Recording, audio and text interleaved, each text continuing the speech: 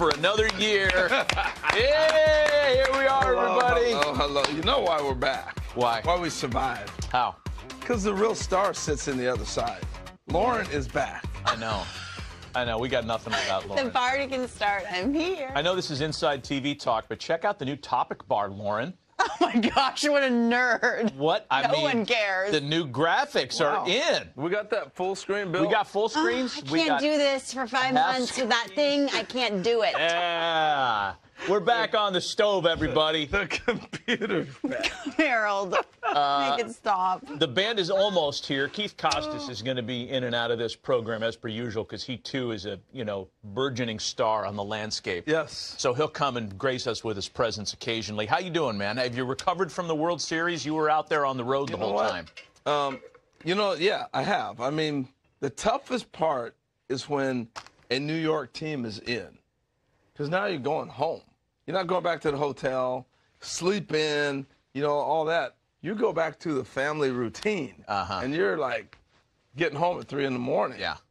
And the drive from the Bronx is not easy to New Jersey. And the time change is brutal. Oh, yeah. Because you're up late. You're doing that post-game show. But you know late. what? It was great. It was great covering the series. The teams can't get any bigger names. Yeah.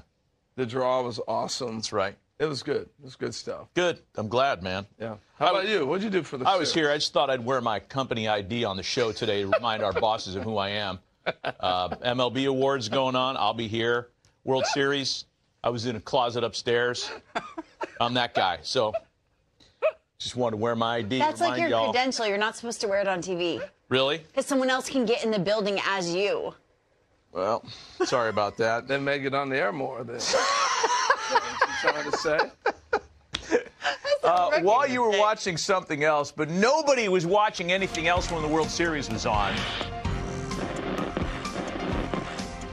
Yeah, everybody was glued to the series. However, since the series ended, there has been a little bit of news. These were the final images from the 120th running of the Fall Classic. The Los Angeles Dodgers, champions of the baseball world.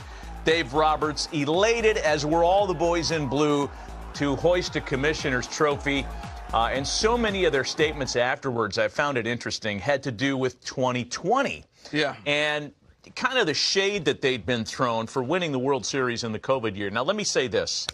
Anybody that discredited that World Series needs to really stop and check themselves. What were they that's what they had. That's all we had. So they don't won go win it. So don't say, oh, it didn't count, it was fake. What were they supposed to do? Not try to win the World Series because it was a quote-unquote fake World Series? They were the best team in baseball that year. That's what we had, a 60-game season. No doubt. So not discrediting that is first. But if you look at that year, that may be the toughest year ever because you had to deal with the 40-man roster that you didn't know if someone was going to have COVID and be out for 10 days. That's a good point. You didn't even have a full complement of the roster. But I think it was still in a lot of the Dodgers that were on the roster that year because a lot of their comments were now they got to stop talking about the fake World Series in 2020. Well, anybody that called it a fake World Series is out of line. Right. So the Dodgers have won 2 World Series in the last 5 years now because 2020 counts just the same for me. I agree. No doubt about it. The biggest thing with this one, what I kept hearing from players is I'm going to finally get a parade. That was their calling card. I want a parade. I want a parade. And so that kind of pushed them to this because they didn't get a parade in 2020. But they got one this year. Lauren's going to dive in on the best of the parade a little bit later on. Sunny day in Los Angeles, as per usual. Downtown was cleaned up. Doesn't happen very often in L.A. anymore. And it was pretty big event. So we thought this was interesting. Mark Sales, our researcher on the show, put this together for us. It is not a guarantee, Harold, that the biggest spenders win the World Series, right? The Dodgers spent $1.4 billion last winter. Of course, a lot of that was the Ohtani deal. Right. And they won the World Series. But take a look at the biggest spenders the 3 years prior to this one. And then go back 5 years earlier than that. For the Angels in 2019, that big expenditure came in re-upping Mike Trout. The Angels missed the postseason that year. They've missed the postseason every year since, as a matter of fact. Cubs, Dodgers, Giants, and Marlins. And those teams didn't fare particularly well, save the Dodgers that got in. The Marlins spent a bunch of money and missed the entire postseason. That was the year they re-upped Stanton to that record-setting contract. So what the Dodgers did rarely do you win the offseason and then win the World Series. Tip your cap to them for not only spending the money, but doing it the right way and winning. Well, and they won big, too. I mean, I know they won on the field, but the Ohtani contract has paid off and then some already in Japan. But I think for baseball, the biggest win is the fans are finally getting younger. You know, we've been trying to reach that 18 to 30 range. Well, they set records. And I think a lot of it has to do with the way baseball's been going about it. You saw all the different colors of cleats and medallions and bat flips and all the things that the old people are tired of, don't like, but the younger generation embraces. And I think it's turning the tide. The fans are getting younger. The game is surviving. The players connect with the young people, social media, all that. It is a huge win. And we've not seen these numbers. Can you put those back up again? We haven't seen numbers like that. We got that full screen, Bill. I mean, look at these numbers. 30 million combined average viewers. And the bigger part is I really think the Ohtani effect is huge. You look at Ohtani, Yamamoto, the Japanese players that participated. And if you look at the Dodgers alone, let's think about this, Matt. You've got, just in the World Series, I'll go both teams. But we had 1 year, 2020 actually, Mookie Betts was the only African-American player in the World Series. That was it. Is that true? He was the only participant, all right? This year, you think about the multicultural players that we saw across the board. Japanese players, Venezuelan, Dominican, big stars across the board. And then you look at the African-American players that were in this series. I think we reached the rainbow, and it affected the reason there's so many young people watching, because they're seeing people that look like them across the whole structure of the sport. I thought it was amazing. Yeah, well, let's spend a moment here talking about the runners-up, the New York Yankees, whose off-season agenda is perhaps more interesting than any other team in baseball. Forget about the fact that they went to the World Series this year. I have a question for you, Lauren. Oh, tell me. I cannot believe this was the first World Series. First World Series ever. I saw him in the trailer. And Can you believe that? Is that right? Ever. Really? And what a way. How was it? It was interesting. It was so much fun. There's so much media. You're not used to that when you cover a division series, right? Or a championship series. You can't even walk to get to the players. This was unusual. Was it different Yeah, than because normal? you had Ohtani effect. I mean, you had a whole other country. It was pretty cool. So many Japanese reporters. It was incredible. How was this experience for you? This season? Oh, my God. Oh, my God. Don't get the lashes. You know what? That's exactly it. I know. I know you. There was a point in time where my fake eyelashes were falling into my eye, champagne covered. I had to go in a separate room. I swear. And credit to Kike Hernandez. He said, because he was the one that dumped. He stayed with me. He's like, you okay? You okay? Can you see? Can you see? And then when I said I could see, he just and ran. Threw it all around under you again. You know, credit to you for not doing the huge ski goggles, because people want to see. We want to see faces. They don't really go in with there. the makeup, you know what I'm saying? But no, we want to see faces in there. What was the first one that hit you? And it was like, oh, man, here we go. Kike. Oh, Kike. That was early. Is it champagne or Budweiser? I can't tell. Both. It's not a good combo. I'll tell you that right And it's now. not the good stuff. If it's champagne, it's like It's on Dom. $2.99 Cooks. The stuff you drank in Well, college. it feels like it in your eyes. We are on for longer today. A little press conference. No, we're not. Just talking about easy. Jesus. Talking about easy. No. Some very cool images from the parade. Gentlemen, Walker Buehler honoring Oral Hershiser by wearing game news. Look at this. Is that how we honored Oral? With a beer bong? 1988. World He's Series wearing a 55. Jersey. Yeah, that's sweet. Pretty cool, right? Hey, that's another guy, by the way, that you might have thought that the current employer would have let expire. He just pitched his way back into another multi-year deal with the Dodgers, did. I think. Oral said I had two jerseys. One went to the Hall of Fame. He told Walker you could have the other. And Hershiser honoring some Dodger history as well, wearing the exact same sweater. Oh, my God, I remember Yes, that! you do! During the parade. I love the sentimental component to it. That's so good. Because the pictures will live on. You remember? That's funny. You did remember that. Without even seeing the split screen. Well, that World Series, as a kid that grew up as an A's fan, that sucked for me. So I remembered every image from that. Who partied the hardest? Number 1 on your list. Of the Dodgers? Yes, Oh, sir. Kike. Kike Hernandez. He didn't own a shirt. Where's the shirt? It's He told gone. me on the field after they won, I'm going to be naked on that parade. He basically was. I would say second place would be Anthony Bonda, because that dude, he's all, there he is, all right there. tatted That's up. him. That's him. Yes. And he was walking around with the clown mask on during the LCS. I mean, he looked like a guy that was up to no good. Would you go shirtless at a parade? Yes and no. Nobody wants to see this. Harold would. Nobody. No, He's probably got a nobody wants to six-pack. see us. Eats I do, donuts but all I day. wouldn't do that. Wait, you do?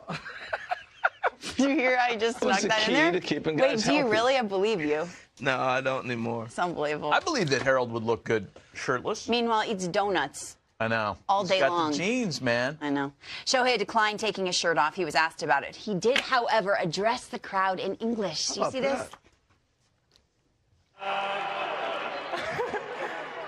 This is so special moment for me. And then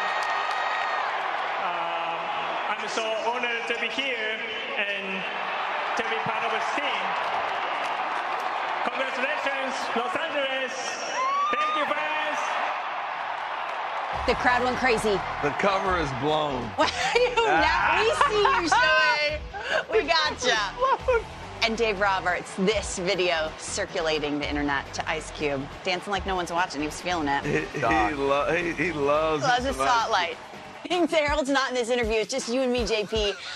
Good morning to you. Are you on a putting green? Where are you? I tried to call you. You changed your number. Good morning. I'm at a beautiful spot here in the great city of San Antonio, Texas. I may try out my golf game, although I have not golfed since high school. My game is not in a good place, Lauren. But I have come here in search of the great scoop of the offseason. Let's see how we do. Okay, what are we focusing on today? JP, take me through it. All right, Lauren, I'm going to take a really outside-of-the-box idea here and say Juan Soto, most recently of the New York Yankees, who I think rather poignantly after the World Series was over effectively declared that he is open for business to all 30 teams. So that certainly piqued the interest of a lot of people who are going to gather here at the MLB general managers meetings this week. I would say this, as this offseason begins, the favorites here sound a lot like the song that we hear after games at Yankee Stadium. New York, New York, in no particular order. The Mets and the Yankees. We do expect that Soto could make a run at certainly more than $500 million. Maybe he makes a run at more than $600 million. Maybe he makes a run at Shohei's record. We don't know at this early stage of the offseason, Lauren. But what I do think is safe to say is for Scott Boras and for Juan Soto, the right teams are involved. The big market teams on the East Coast. Could you see a world in which the Dodgers and Giants get involved too? Of course, because this is a generational talent. I would say this, however, that as we begin this long journey, we're going to hear a lot of speculation, a lot of ideas about who's in front, what the horse race looks like. Ultimately, Lauren, I believe this decision will come down to 4 people. Juan Soto himself, Scott Boras, his agent, Steve Cohen, the owner of the Mets, and Hal Steinbrenner, owner of the Yankees. Those are the 4 people that I think will have the biggest impact on where Soto signs. And it says here, at least in these early days, it'll be a surprise if he does not sign with one of the 2 New York teams. Okay. I don't like when they play that song when they lose, by the way, just as an aside. No Garrett Cole news yet. Should we read into that, JP, or no? No, because up until 5 p.m. Eastern time or 4 p.m. here in San Antonio, the Yankees have the ability to add one more year at $36 million on the back end of Garrett Cole's deal. Of course, that's not $36 million for 2025. It's on the back end of the deal. And there is still a fairly good expectation that that will happen before 5 p.m. today, that the Yankees will activate that option on the back end of the contract to add one more year at $36 million to the back end of Cole's deal. Because for all the concern over how Game 5 unfolded, he was a postseason ace yet again, even after missing roughly the first half of the 2024 season due to elbow concerns. So Garrett Cole, in a lot of ways, reestablished his value in the course of coming back in the second half of the year and in October as well.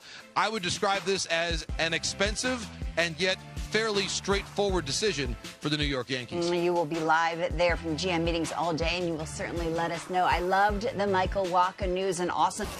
So the Yankees are down to their last out, and the Dodgers are 1 out away from the championship. Now here's the 1-2 to Verdugo. Breaking ball, cut on and miss. Strike 3. Ball game over. World Series over. Dodgers win. Los Angeles is the new champion, and they're going nuts on the field. I don't blame them. All right, yeah, some of the reaction to the World Series. Everybody's on the internet. Yeah, Mark Feinsand on the internet, apparently. Per source, the Yankees' deadline on the Garrett Cole decision is now Monday. That's today, 5 Eastern, coinciding with the end of MLB's quiet period. Yankees have to decide whether to add a 5th year at $36 million to the 4 at $144 he had remaining, or allow him to walk. So do you want Garrett Cole at 5 for $180? Or is this the escape clause out of New York, to quote the Kurt Russell film in so many terms? What do you think? I mean, we're not going to have to wait long to get the answer on this. It's today at 5 p.m. I don't think they have a choice. I mean, who's their plan B? Where are you going to go? The problem with the Yankees is, let's say they say no to Garrett Cole. Been fun. Go test free agency. Go do your thing. Let's say they say that. Are you guaranteed you're getting Corbin Burns? There's so many other teams with money now, which we talked about at the beginning of this whole show. If they knew they were the only club like they used to be that was going to spend the big money, then you could gamble and do all kinds of different things and know you can get your guy back if you want him, or we'll go get other guys. It's not the same anymore. So a bird in the hand is better than what? What's it? Two in the bush? 2 in the bush, something like that. Yeah. And you know what? He's been a good Yankee. He's been a good, great Yankee. Not everybody can handle that pressure cooker. No, and he's a leader on that team. I mean, he really, for a pitcher to really cement himself in, be the face of an organization, be willing to, he sits down after every interview. He talks with he admits every mistake. Yep. Even the toughest play where he didn't cover, he didn't go hide. He stood in front of his locker and addressed it. Yeah. You know, so those are the things you have to look at beyond the pitching. You know, am I concerned about the elbow and the things he went through this year and only pitching half a season, his age, all that? Absolutely. But I understand why they need to pick this up. I'm with you. Totally with you. I know you and I have talked about this with him before, too. He has that gene trait that all the greats have. And that is, you could, and I've had this experience with him, and I'm sure you have too. You could sit down with Garrett Cole and ask him about an at-bat from a pedestrian game in August 5 years ago while he was with the Astros against Oakland, and he would remember chapter and verse how he had to get Chris Davis out on a night that he'd hit 2 homers. You know what I mean? Yeah. Like, he's just on a different level, and the Yankees know that. I know Booney loves him. I don't think it's a question. I think it's just a matter of, you know, maybe trying to finesse this somehow if you're the Yankees. And let me go upset some people real quick, too. Oh, yeah, go for it. Go for it. But we keep giving these Cy Youngs and talking about how great these pitchers are out of the AL Central. Did we finally see a team lose 120 games and all these other teams battle? And we watched Cleveland with no power. And we're saying, oh, Garrett Cole is pitching against Boston, Toronto. And they're going to bring the money. They're going to bring the best rosters against him in his division. And that's a big difference. We continue to say, look at these great pitchers, and you're really not tested in the Central right now. You're just not. All right. I'm sorry. I'm gonna let you sit on that one a little bit. They can hit me. That's okay. Okay. But all of a sudden we have guys rise to the tide, and we go, wow, look how amazing their career has turned around. Where are you pitching at? Okay. You're not going against the Orioles. If you got to face the White Sox 5 times in a season of your 27 starts. And I'm just throwing the White Sox. Cleveland was the best team in that division.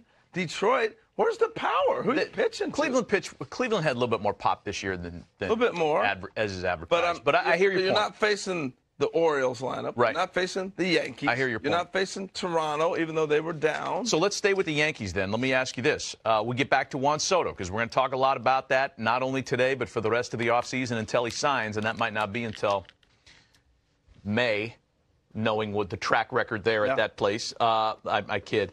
Has he played his last game at Yankee Stadium as a Yankee, yes or no? Who's this again? Juan Soto. If you had to answer yes or no. I couldn't hear your first part. No qualifier, no qualification. Has he played his last game as a Yankee? Yes. Interesting.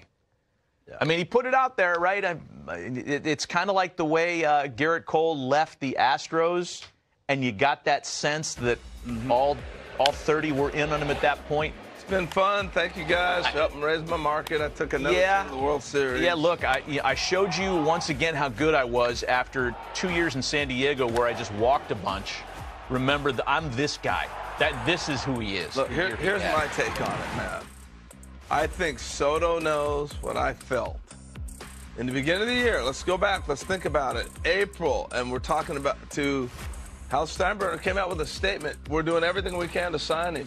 When did the Yankees ever do that? They didn't do that with their own guy, with Judge. We're trying to lock him up in April. The Yankees always, we don't talk to people till the offseason, da-da-da-da-da-da.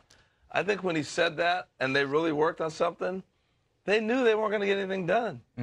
Let's enjoy this run with him this year. Temper expectations, make this fan base feel like you're making a great effort. They're going to make a run. I get it. They're going to legitimately think they're in it, but I think in their heart of hearts, they know that he's on the market now. And we had all this time to show him everything about New York that is great. And they embraced him. And New York was awesome for this guy. And they still didn't do an in-season deal? Yeah. You think the Yankees didn't try to get something done before they knew where he was headed? Yep. Okay. Not going to happen. That's just my take. Last Yankee question I have for you. Anthony Rizzo had his option declined by the Yankees.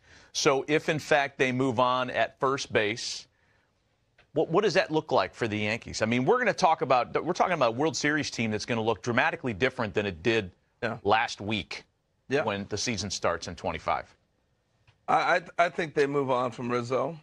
There's some free agent first basemen out there. Walker from Arizona's out there. I think they're going to Pete Alonso across town. And Rice came up and had a couple of moments with them. Flashed. I mean, you're going to take Goldschmidt for a year? This is an older group of players. I don't know if the answer is on this list. I really don't. But these are notable first basemen that are out there. Pete Alonso's market is strongest. I still think staying put on the other side of town. They've tried, they've been down the Joey Gallo road. That didn't really work in terms of the marketplace. Gallo's not in there. Ty France isn't in. This is New York I'm talking about. If you're going to play every day as a Yankees first baseman, he may not be on that list. Who was your World Series pick this year? Who did you pick? Like a year ago, who did you pick to win the 2024 World Series? Because I don't know, a year ago. I think I had the Phillies. I mean, I've been big on the Phillies. Okay. You had the Phillies. We're going to dive into the Phillies later this week. I had the Braves. And when we come back, we're going to talk about the Braves. No team was hurt more by injury than Atlanta last year. What they're looking at heading into 2025. Still loaded with talent, but with some questions. We'll talk Braves coming up next on the Monday Hot Stove. All right, congratulations to the Gold Glovers. We learned yesterday of the winners in the American and National League, and in the American, some of the notable takeaways. Bobby Witt Jr. wins his first as he gets the Gold Glove at shortstop in the American League, and Carlos Santana at 38 and a half years old, according to the great Sarah Lang, the oldest ever to win a Gold Glove for the first time. Congratulations to him. Alex Bregman, perhaps on his way out of Houston, who knows? Wilyer Abreu kind of pops at you, and Dylan Moore gets the utility Gold Glove at first base. Talk about the National Leaguers in a moment. First, your reaction to the American League. We just had this discussion. I think Dalton Varsho is one of the best defenders in baseball at any position. Glad to see him recognized. We should note that this award, this is a managers and coaches award. And I'm looking at the voting rules online right now. Mm-hmm. Managers and coaches cannot vote for their own players. They can only vote for players in their league. The manager and 6 coaches vote, so there's a total of 7 votes from all 30 teams to name these Gold Glovers. I mean, I'll be honest with you. I don't know what a Gold Glover looks like anymore. I don't. You watch games and you see guys make unbelievable plays day in, day out. They're not even mentioned. And you see guys that you're going, You got to be kidding me. He's a finalist? That are finalists. So I really don't know what's the standard that these coaches and managers are looking at anymore. To me, the best defender on that list is Jimenez from Cleveland. Incredible. Everything. He does it all. Relays, makes the plays, the routine play, the great play, the spectacular play. And my other takeaway is Bobby Witt Jr. went from a guy they were concerned about playing shortstop to putting the work in to now become a Gold Glover. And a lot of times people say, oh, it's the offense, it's everything else is the reason he won it. No, this guy busted his tail, and he makes all the plays. So he's reliable, he's got great range, he makes super plays. The other omission I have that I just cannot believe that you guys are watching baseball, and Aaron Judge made 0 errors in center field. 0. We saw his 1 error in the World Series. At 6'7", 290, ranging center, making all the plays. And he didn't win a Gold Glove? Yeah. He isn't even mentioned? I'm sorry, when Aaron Judge doesn't win a gold on a year like this, I don't know what you guys are looking at. I don't. I really don't. It's a good point. Look, every once in a while they miss. And I remember a year when Mitch Moreland won a Gold Glove, but he spent most of the year DHing, or a great deal of the year DHing. Every once in a while there's weirdness. Did you watch Aaron Judge play center this year? He's tremendous. He was outstanding. I'll quote you. What's not to like? He's tremendous. And if I could find that soundbite, I would use it. Let's look at the National League winners for Gold Glove, because this is an interesting list as well.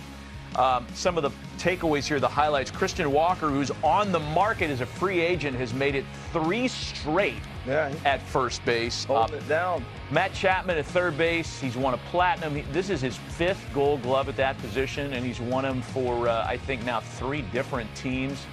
Brenton Doyle in center field. I think Baseball Insiders know how good he is. And as bad as the Rockies may be in general, and they are struggling, they're rebuilding constantly, so it seems, they do have 2 Gold Glovers in their ranks with Ezekiel Tovar and Brenton Doyle. And who else pops for you here? I mean, I'll say the same thing. Tovar has come a long ways. I thought it was interesting watching Sal Frelick win the Gold Glove. Yeah, I mean, Sal Frelick wins a Gold Glove. He's in the lineup not because he's going to hit tons of pop. I mean, he didn't homer in a long time this year. He had a notable home run streak. I'm surprised that the Bryce Terang didn't win. I was going to say the second baseman didn't win, because Bryce Terang is really... He's going to win one someday. He's going to win. He won this too. one. There's some good ones, though.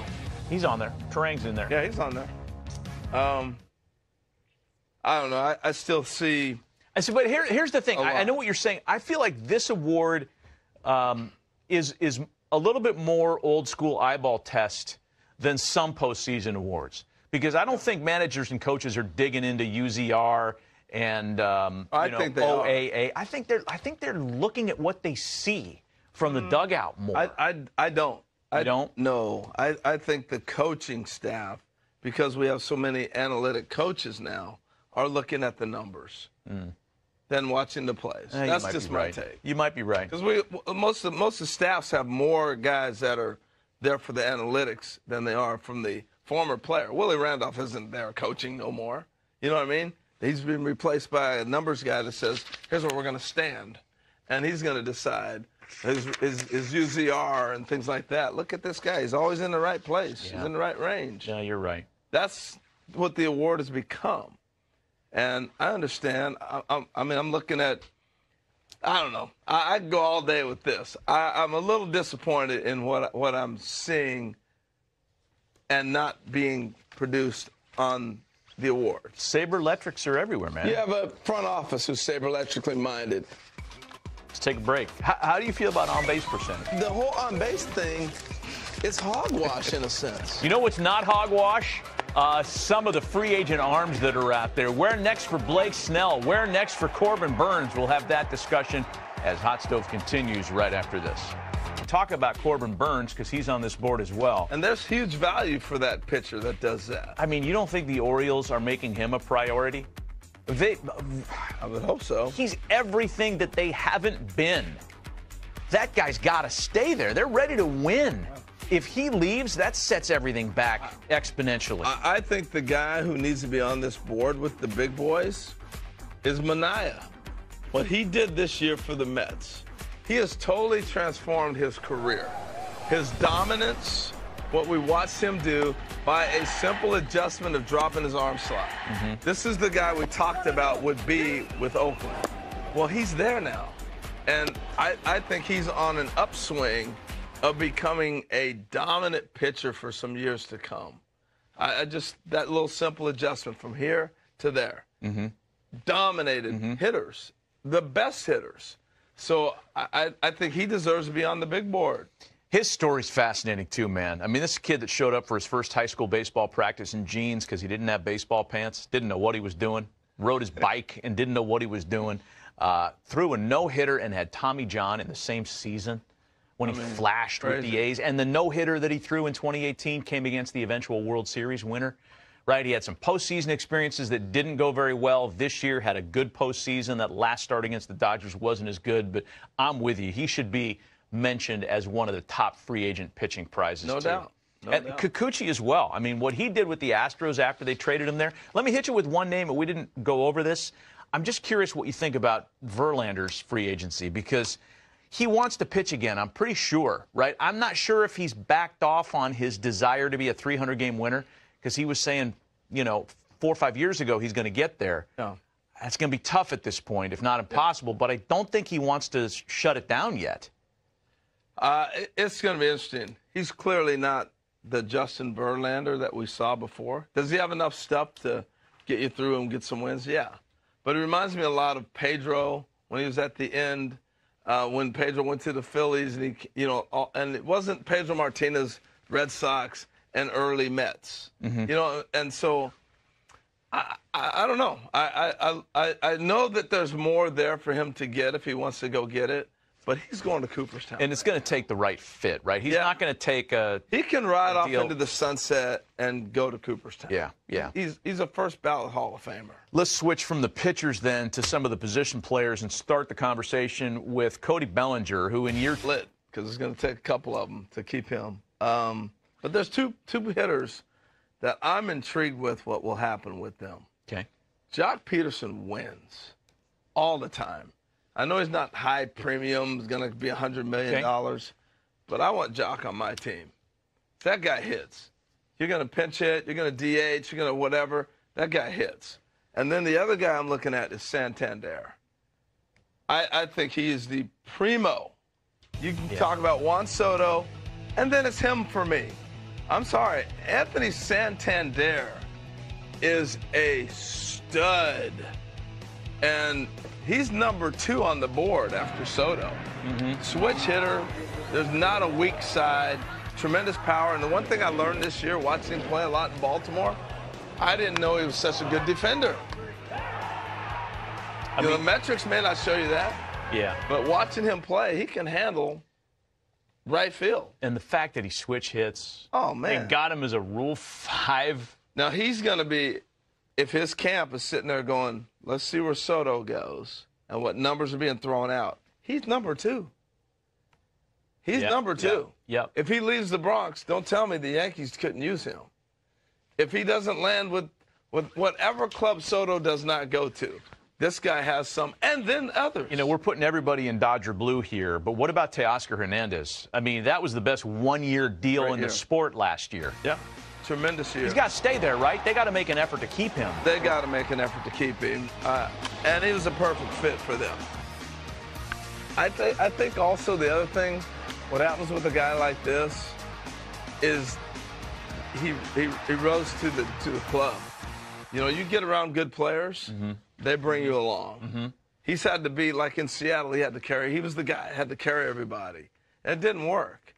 But you put him in a complementary position where, don't worry about it, we got Mookie, we got Freddie, we got Shohei, you're not the star attraction, the pressure isn't on you every night. Boom, he's celebrated. I know Dave Roberts would love to keep him there, right? He loved having him, for sure. 野球ファンの皆さん、今シーズンは本当に夢のような時間でしたね。ロサンゼルス・ドジャースの輝かしい優勝や、ニューヨーク・ヤンキースの意欲的なオフシーズンの動向など、まさに盛りだくさんのシーズンで、ファンの皆さんも多くの感動を味わったことでしょう。中でも、我らが大谷翔平選手の存在感は際立っていました。彼のパフォーマンスは、単なる二刀流という枠を超え、チームを支える重要な存在であり続け、野球界全体に新しい風を吹き込んでくれました。シーズンを通じて、彼がどれだけの記録と栄光を手にしてきたかを目の当たりにしたファンにとって、大谷選手の貢献は計り知れません。その一投一打にはいつも情熱が込められており、彼がフィールドに立つ姿を見るだけで、多くのファンが勇気づけられてきました。特に仲間たちと支え合いながら試合に臨むその姿勢や、若いファンを意識した遊び心あるプレースタイルは、野球の持つ本来の魅力を改めて感じさせてくれるものでしたね。今シーズンはまた、さまざまなバックグラウンドを持つ選手たちが活躍し、多くの国際的なファン層を引きつけたのも印象的でした。日本からの大谷選手や山本選手をはじめ、ラテンアメリカからも多くのスター選手が誕生し、彼らのパフォーマンスは多くの人々に希望や感動を与えてくれました。こうした多様性が野球をさらに身近でエキサイティングなスポーツにしていると感じます。大谷選手を中心に、国境を越えて愛される選手が増えることで、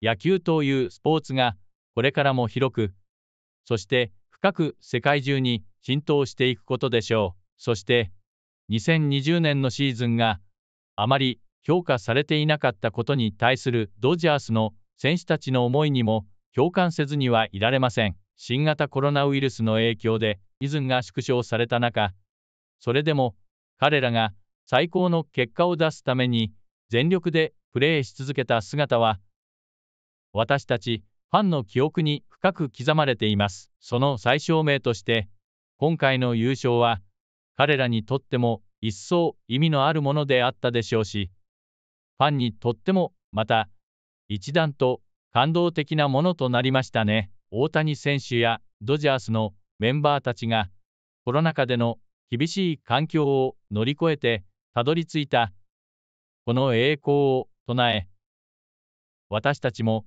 共にその喜びを分かち合いましょう。さて、皆さんもこのシーズンを通じて多くの思い出や感動を抱いたことでしょう。ぜひコメント欄に皆さんが心に残った試合や応援している選手について教えていただけると嬉しいです。